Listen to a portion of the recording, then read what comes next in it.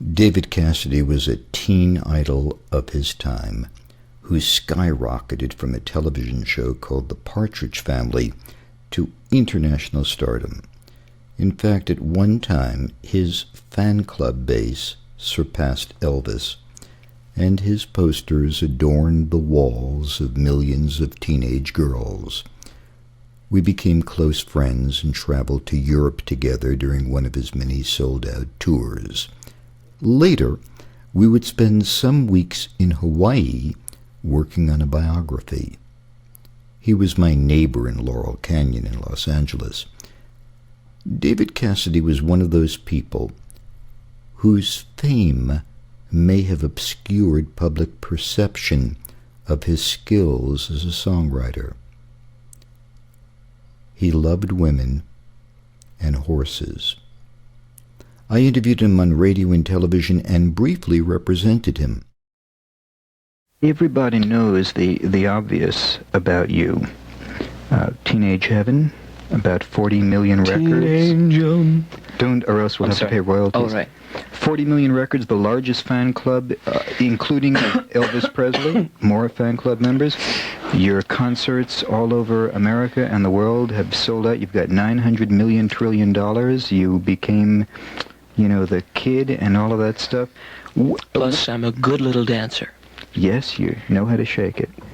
Now that a lot of that stuff, the teen heaven trip, is behind you, how do you look back upon it? How do you view it? How do you think of it now that it's... I don't want to say it's gone, because you're going to be on to your next trip, but that part of your life, I think, is over. Yeah, it's pretty well over, and I view it as a blessing, really, It was all fun, and I look at it as a wonderful experience, and certainly one that allowed me to grow in a lot of ways, but on the same hand, kind of hampered me in growing emotionally, I think, How did it hamper you? Well, when anything that you do that occupies 16, 17, 18 hours a day of your time, I think, does, inhibit you and does not allow you to grow.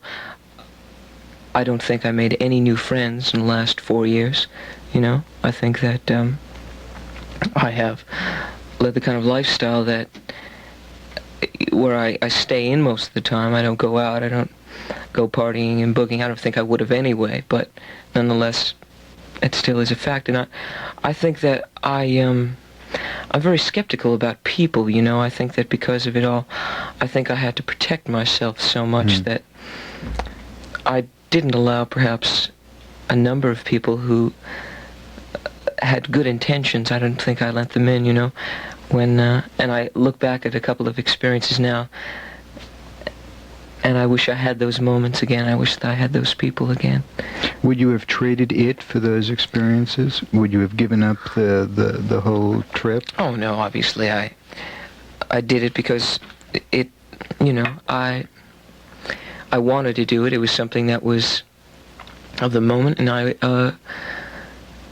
just flowed with it. I allowed it to take me wherever it would take me, and it was a wonderful experience. I wish that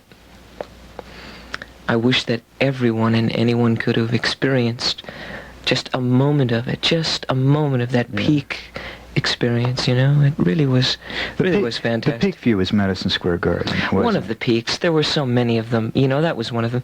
Every time I would walk out on stage, it was a high, a good high.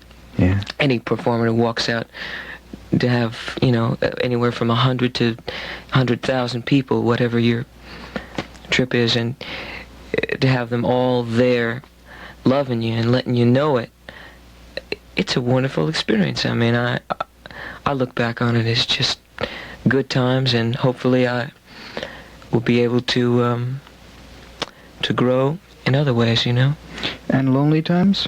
And lonely times, sure. The perfect example was coming from the concert you mentioned, the Madison Square Garden concert, where it was, 20,000 people of just, it was, you experienced it, hysteria, where it was such a high and such intensity to go from that thrown into the back of a truck on out.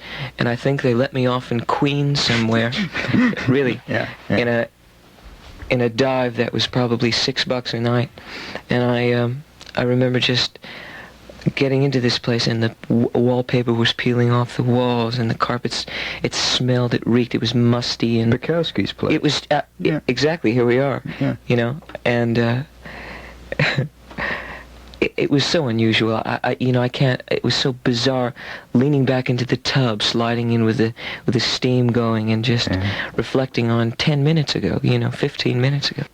It was part of the experience, as making the bucks, and as becoming very paranoid, and as getting high, and all of that it was part of the experience. So I accepted it as that, and I think now I'm sort of shedding a lot of my shell that I created for myself, and I think I'm getting in touch a lot more now with people than I was, which is a good thing for me, How much does it trouble you that people think of you, as a thermos bottle and the lunch boxes and the Rice Krispies and all that? Is it still something that occupies your mind, or do you say to yourself, well, if they think of me that way, that's their trip, and...